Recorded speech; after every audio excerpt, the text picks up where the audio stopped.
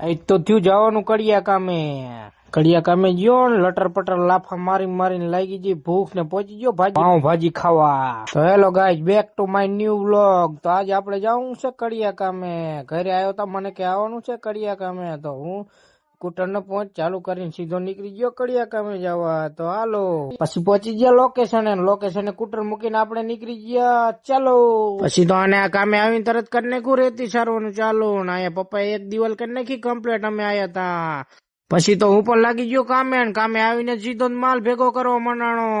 વળી પાછો બપ્પા કે તું મારવા મને લીટા, ને મેં મારી દીધા લીટા કેવા માર્યા જરા કોમેન્ટ કરી નાખો ફટાફટ મિત્રો.